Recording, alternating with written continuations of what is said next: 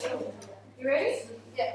Okay, so today we need to recognise the language of the frames, apply this knowledge of the frames to a number of artworks, recognise that some frames can be more dominant than others depending upon the artwork being interpreted, and using your knowledge of the world in a general context, it's useful to help us to interpret artworks. And lastly, that all interpretations offered need to be supported by evidence. What you can see in the artwork that supports your claims. Okay, so we've heard already what the 4 frames are. How are you going to actually know whether you've been successful in today's lesson? You'll be able to name them, but you'll also be able to use specific terminology that belongs to each of the frames. You'll be able to recognise by looking at an artwork which frame is probably the most dominant. You'll be able to apply your knowledge of the world in general to help you interpret what the artworks are about. And lastly, recognise that you still have lots to learn. And that's okay. Alrighty, what we're going to do first is the easy 3. And then we're going to do the most difficult one, which is postmodernism. So the first one is the subjective frame.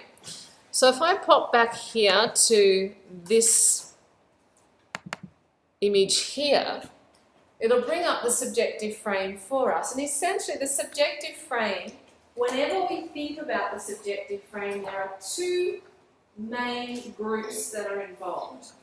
You're the first one. You're the audience. So it's how you respond to an artwork. So essentially the word subjective means to present information from a personal perspective or view. Now you'll be able to see all these on Google Classroom. Everything that you're seeing up here today, you can go slowly and update your notes. If you're writing as I speak, that's fine, but you can always go home, listen and watch the screen recording and fix up the bits that you miss out because I'm going too fast for you. Is this a good strategy? Yeah. Okay. So the first group is subjective frame. The first group that I just mentioned was the audience, and you're part of the audience. So when you look at an artwork, you are going to have a subjective response to that work. You'll be trying to work out what it's about. You'll be responding to how colour and the image makes you feel. It will make you think about different stuff that you may have experienced. Now I'm going to ask you to guess. Who do you think the other most important person is in an artwork? The artist. Very good. So there are 2 main people involved in the subjective frame. The audience, and more importantly, is the artist. So when you look at an artwork, you will have your own experience, your own personal interpretations, your own personal experiences that you will bring to interpreting what that artwork is. And that's okay, and that is valid. But on the other side of the equation, there's an artist.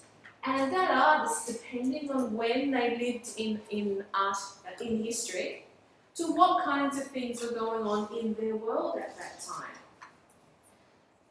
They would also have cultural things that would influence the way they think, the way they've been brought up, the way that they respond to other people. All those sorts of things are cultural things that affect the artist, but we're still in a subjective frame. Now when that artist is making that artwork, he's also got stuff going on personally. So when you're making an artwork, you yourself know, or even if you're doing a piece of writing, it's about how you feel, about how you think, what you're trying to communicate. And so when you're dealing with the subjective frame, yes, you respond as if you were the audience, but you also have to imagine and get yourself into the head of the artist. What was the artist trying to say? What was going on in his world at that time, or her world at that time? What were they trying to do? And we had a taste of that yesterday when I put up the creation of Adam by God. And I asked you to start to think about the purpose of the artwork. Are we seeing some overlaps now between the 3 syllabus areas? Yeah. Yeah, Alison, good girl. What were they? What are they that you're noticing? I'm noticing the 6 processes and the subject for subjective frame, and how, like, trying to figure out the main story behind the artwork. Very good. What you're going to discover, hopefully more quickly than slowly, is that the artwork remains the artwork.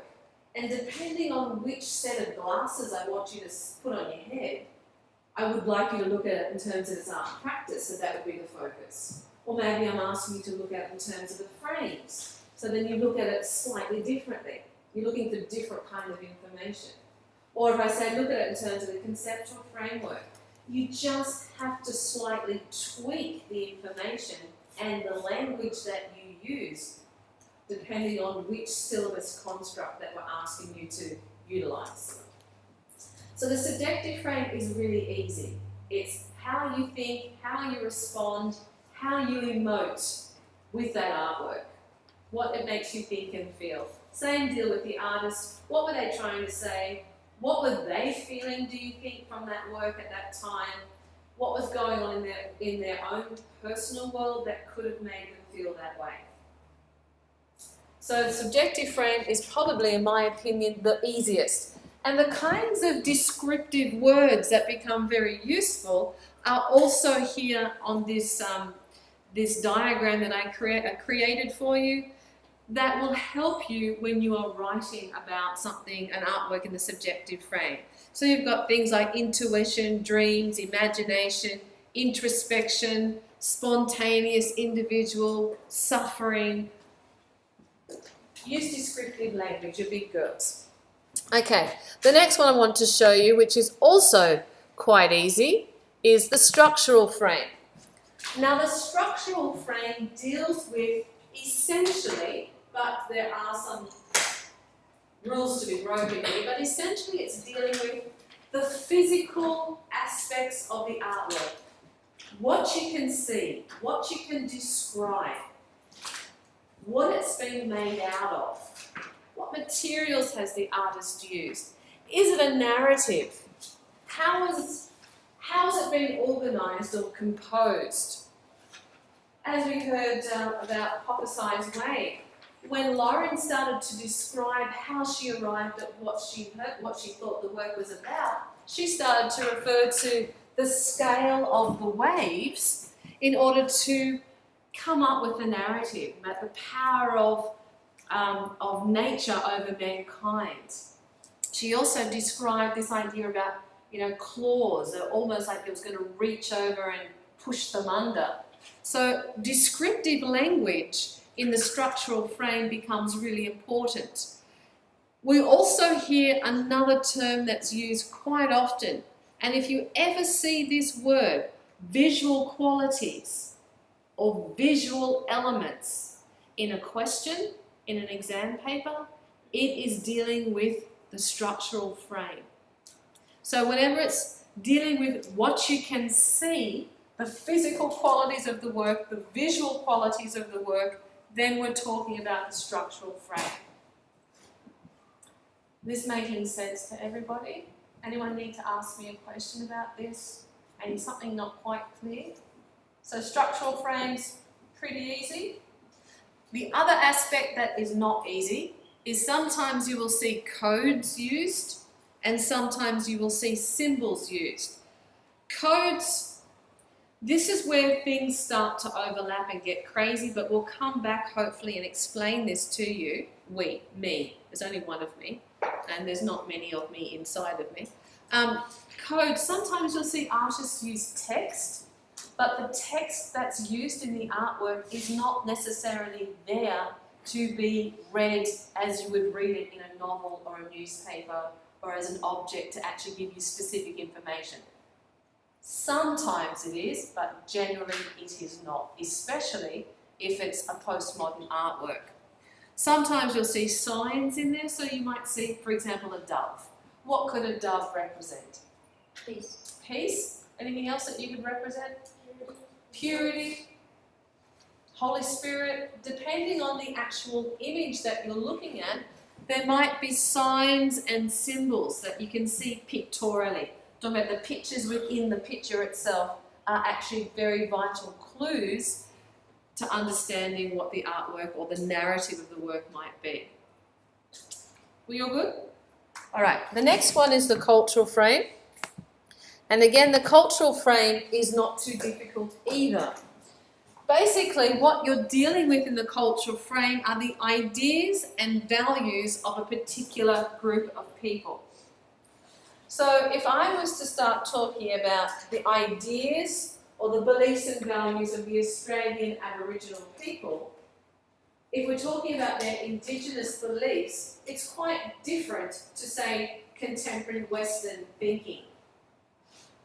If I was to say, if we were to look at artworks made by artists who are represented in the Mardi Gras, it's very much about gender identity, about gay pride and things like that. So what we start to find out, once we go past this very blinkered view about a particular group of people, we start to realise that groups of people may not necessarily mean nationalities or a village or a particular, I don't know, group of people that you would typically say groups. I say groups could be anything.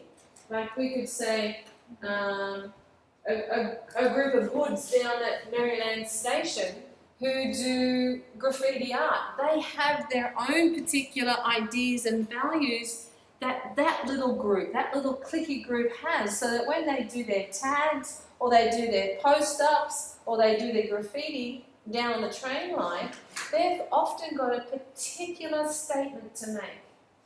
So groups can be quite fluid in terms of what it means. Does that make sense? Okay, the other aspect that we're dealing with are sort of things like world events. So if we were to think about Christine's work outside here, which I was explaining to you on Monday, is about what's happening in Syria. She's dealing very much with the cultural frame, you know, how the world sees Syria, how the Syrian people are being treated. And she's also, in her artwork over there, looking at a whole bunch of different art styles. Now, there's a whole other connection to postmodernism happening out there, but we start to think about what's the ideology that's pushing the conflicts that we see in Syria. And we know it's basically a religious war. So when we think of the cultural frame, we've got gender, we've got racism or racial stuff, we've got religion, we've got basic identity stuff, we've got politics. All those things become very important when we're thinking about the cultural frame. If we've been asked to look at an artwork from the perspective of the cultural frame and try and work out what it's about. So if I dropped an artwork in front of you that was painted during the Second World War and it had a picture of Hitler on it, and we see all kinds of, amazing imagery from ancient Greece and Rome, there's a whole lot of cultural information contained in that painting that you'd need to go and find out about, or hopefully you might know anyway. If you didn't, Adolf Hitler was an artist himself, by the way, and he saw ancient Greece and ancient Rome, that form of art, as the highest and most pure form of art. And he supported that kind of art in the Second World War in Germany. The artists in Germany who didn't, I suppose, comply with what Hitler was doing, and they were actually doing expressionist art, which was with fairly unrealistic colours, using really quite graphic mark making, and there were artworks that actually emoted with the audience and you felt sick because it was just really quite uncomfortable what was going on, and the imagery, the devastation, the desperation, they're quite conflicting, but they both came out of the same culture. So we'll start to learn this kind of stuff, but as I said to you on Monday, read widely. Just when you're bored and you're having some time out, Google search, just generalised stuff. You'll start to learn all kinds of bits and pieces that could be useful. Okay, I've been holding back with postmodernism because postmodernism is probably the most confusing It's not as straightforward as the other three frames. But I'm going to try and make it easier for you to understand. I'm going to show you a 6-minute video. I'm going to share with you the notes that I very quickly took down from watching the film, so that you'll be able to access those on Google Classroom. I want you to pay attention to the film. But essentially, postmodernism challenges every rule that has ever been written about what art is and what art can be about or can be. So often you'll see artworks that shock, provoke, they may even dissent, they might mock, they'll blur the boundaries between what is art and what something else is. They might question, they might be challenging authority, they might be challenging the traditions of art. They use irony and parody a lot. But we will actually find out what these things are in a moment. So essentially, it's about challenging all the rules. So what everybody thinks is art, and I'm sure your parents are a little bit like mine, if they see you do something, photographically realistic, they go, oh wow, she's a really good artist. But postmodern challenges that being important, because you can always employ other people to actually do those things for you. Postmodernism says it's the idea that's important. The technical skill is secondary. Where modernism, which started in the 1860s and went through probably till the 1950s, 60s, modernism was all about the genius of the artist, the technical skill of the artist. There are some artists sprinkled through that period who did do things that we would align with postmodernism, and Marcel Duchamp is one of them. But Marcel Duchamp is not, and I repeat, Duchamp is not postmodern. Let me show you a video. Videos are always wonderful to explain things. Let me plug in some sound.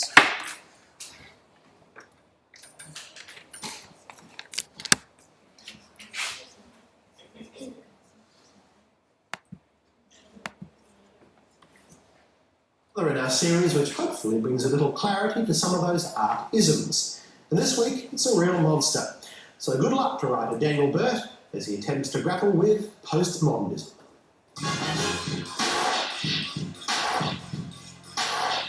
Our next ism is big. It's contemporary, it's contentious, and sometimes it's downright confusing. It's supposed to be after everything that we thought was new. But what is postmodernism? It's a big question, and while I'm not sure there is a definitive answer, the NGV seems a good place to start. Daniel, the thing about postmodernism, it's such a tricky term because all of the theoreticians and philosophers are still debating exactly what it means. And the possibility that all of their opinions could in some way be right is in itself very postmodern. So when it comes to art, parody and appropriation will be two of the key postmodern tools. You'll see artists borrow ideas and imagery from pop culture, from past art movements, and even from each other. And I reckon we'll find some great examples of that in here. So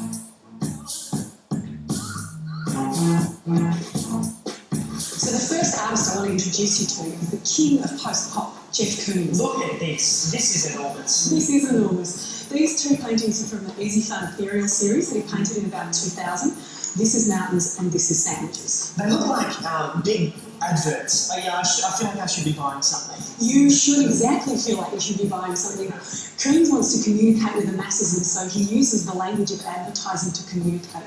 What do you suppose makes this postmodern?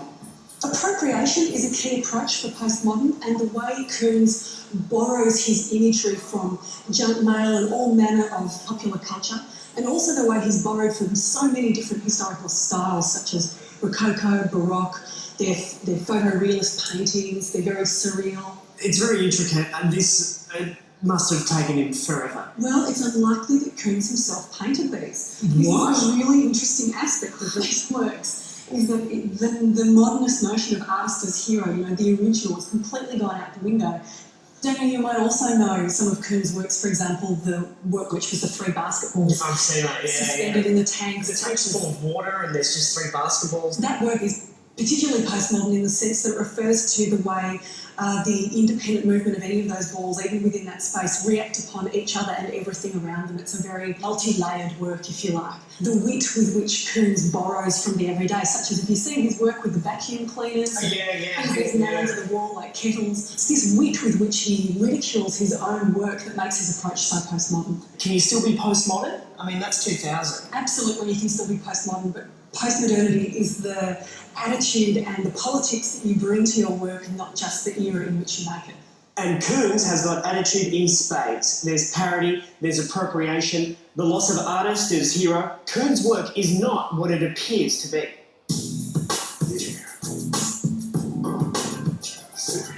This is Cindy Sherman's untitled number 112, which was made in 1982. By this stage, Cindy moved into colour. An earlier series that she's particularly well known for is the Untitled Film Still series, which was principally black and white. Although it's Cindy Sherman, we've seen all these photographs. She's very much role-playing. These are not self-portraits. So the characters that she plays in the Untitled Film Still series all look like they've been modelled on stereotypical roles for women that have come out of B-grade movies or television or the media. And the scary thing is how today we still recognise those roles. They are still prevalent in the media today.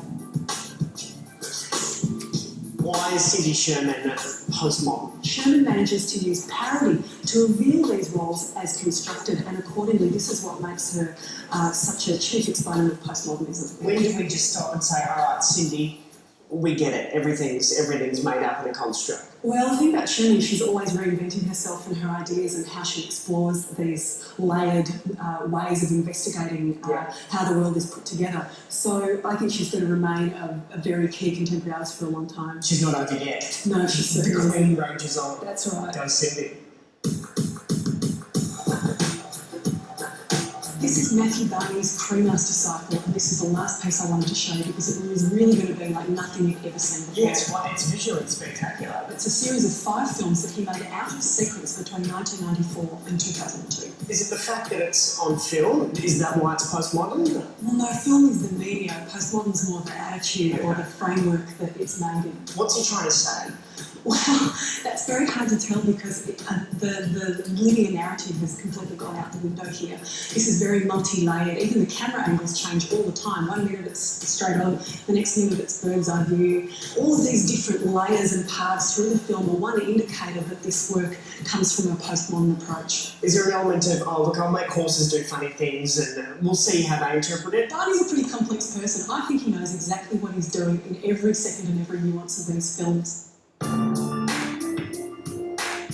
What these labyrinthine plots in these 5 different films show us is that Barney sees the world on multiple levels from loads of different angles, and he's really inviting us to do the same. The reason that the Cremaster Cycle could be seen as postmodern is that the imagery involved is very open to multi-layered, fluid readings. Because it's crazy, because there's no narrative, because it's totally wild. That pretty much almost makes it because you can approach it from any angle you like. Okay, so it's only a slice, but I found postmodernism in the attitude of Kuhn's consumer culture ridicule, it's there in Cindy Sherman's role-playing critique, and it's there in Matthew Barney's multi-layered narrative. The postmodern artist knows exactly how they are subverting the idea they appear to represent and relish the irony with which they do so. And while there is still society to comment on, or until theorists come up with a new ism, postmodernism lives on.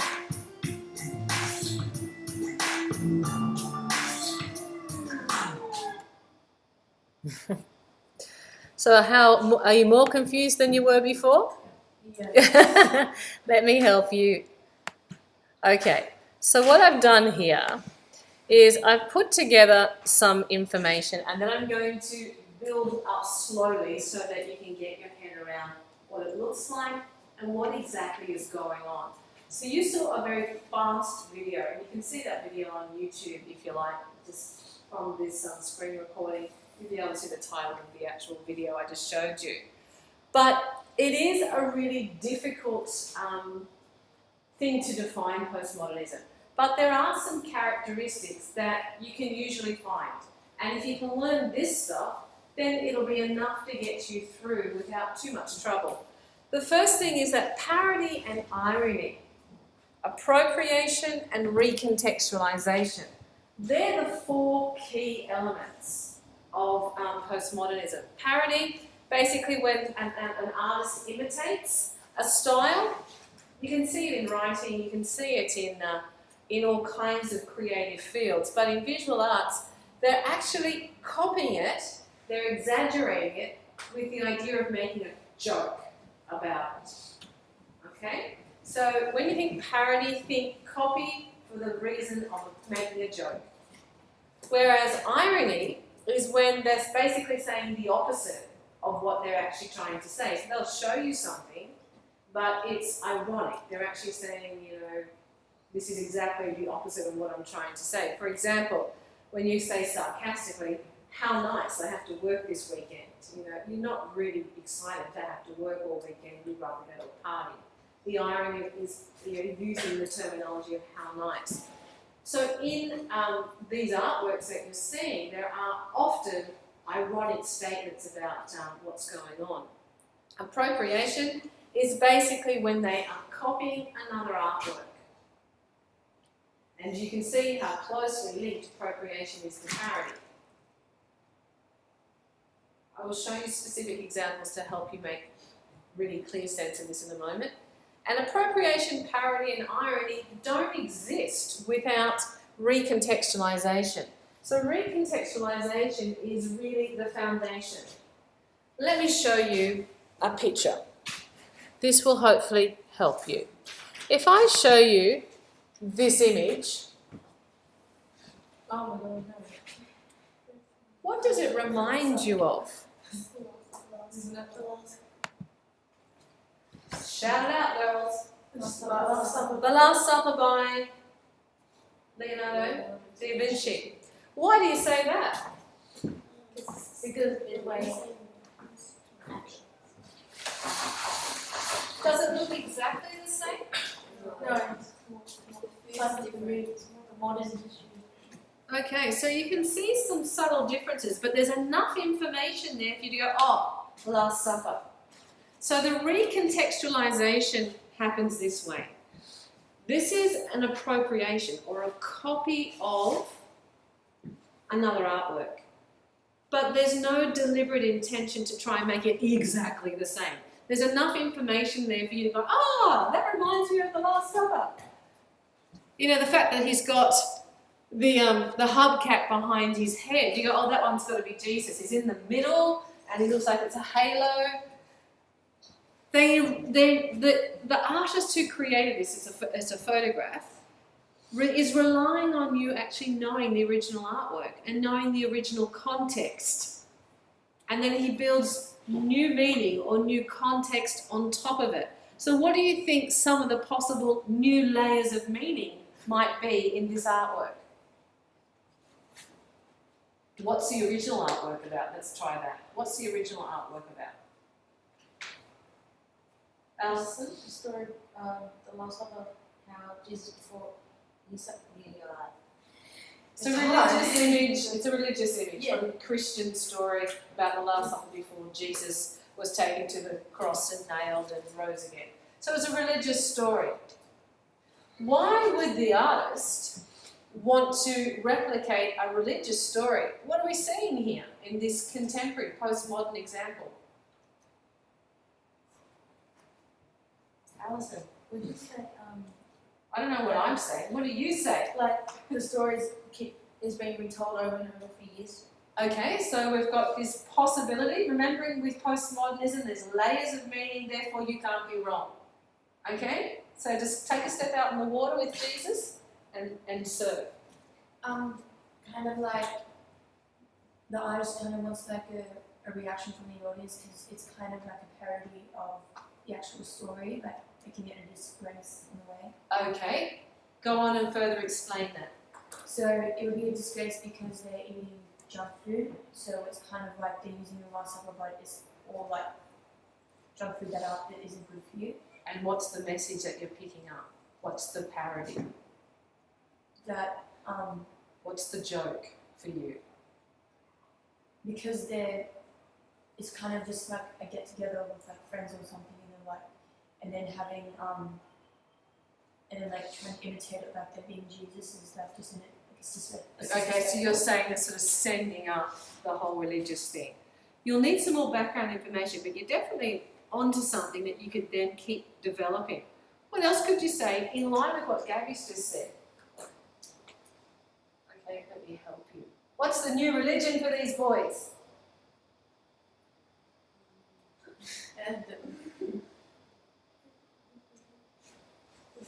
What do you think they do when they're not eating McDonald's or whatever it is that they're eating?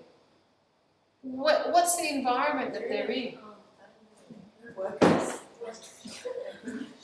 Well, we've got a hubcap, we've got a number plate here, we've got bits and pieces that you'd find in a car, we've got a steering wheel here. What kind of a job do you think these guys have? Mechanics. Okay, so on what Gabby was saying, she's saying it's a parody of the original story of Jesus and the Last Supper. Knowing that these guys are a bunch of mechanics, what could we say? It's like replicating what lower class people, like not lower class, but like it's lower class considered to Jesus. So, like, Who did Jesus hang out with? the disciples. And what kind of people were they? Sorry? His followers. They were followers, but what was their job before they became disciples of Jesus and we've put them up on pedestals? What were they? Fishermen. They were ordinary tradesmen. These are just tradesmen. It's like the modern day. Yeah, it could be the modern day Jesus. I mean, in many ways, they're probably pulling down the religious facades that we create about hail the apostles, you know, that kind of notion that, hey, they were just ordinary blokes like us. They like to go fishing because there were no cars in those days. And maybe religion is no longer relevant to these guys. I'm just throwing ideas out there. I don't know what the answer to the story is. And that the new religion for these guys is fixing cars. And that's what bands them together as a group. Can you see what's going on here? Without the original artwork of the Last Supper as our entry point, knowing it's a religious image, it's making it much easier for us to then go, oh, maybe it's this, and we pull that thread. Oh, maybe not. Let me pull this thread. Is it this? And then you can start to create a whole range of possibilities of what the artwork might be about. Yes? No? Alrighty, let me find you another one. Let me... Okie dokie. Oh my god. Yes. Oh, same photographer. So we're seeing appropriation because it's being copied from a very well-known artwork. What's the artwork? Creation of Adam by God, and we saw that yesterday. It's in the Sistine Chapel. What's happening here again is the artist who's taken this photograph is relying on you, the audience, knowing the original artwork. And again, we've got possibly parody and irony happening here. So we've got appropriation, so they've copied but recontextualized a new artwork. So can we see parody or irony here? Yeah, what is it? What can you see? Alison, the irony of the men passing the wrench. Yeah. Right? What's ironic about that?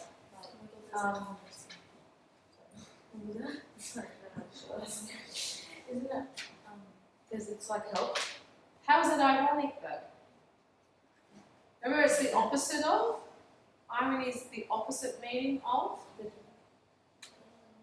What do you think, T? It's put into a context because with the creation of Adam, by God, it's more heavenly and religious and very high. But in this case, it's mechanics, so it's much more lower class, and it's different because it's exactly missionary, whereas the context is completely. So it's not so aspirational, is that what you're saying? Okay. That sounds quite justifiable. What were you going to say, Brittany? It's like they're doing the same action, but it's like he's passing the wrench to fix the car. Like it's just so Like it's just like they're doing an action, but it's a whole different context and what they're trying to do. Like it's an older man giving it to a younger man. Which is pretty similar. God was made look old in the Sistine It's like Chapel. it's the mental of the Maybe it's just another modern day narrative. Maybe if God had been given, he has given atoms and power to fix humanity. I don't know. It's the end of the lesson. We've run out of time. So tomorrow's lesson, we are going to be... Don't go anywhere just yet. Okay, just before you pack up and leave, remembering what we were trying to do today? We're starting to learn and recognise the language of the frame. So if I was to start throwing particular words at you, I would hope that we would start to actually recognise what frame that those words fell into. We didn't get to number 2 because we ran out of time. And we started to play with the idea of recognising how elements of the world around us help inform the way we interpret artworks. So hopefully tomorrow we'll keep going with postmodernism and then move into the next aspect that I want to teach you. Was that an effective lesson? Who will go home and watch this again? A couple of you? Okay, well then it was useful. You are able to leave. Thank you, girls.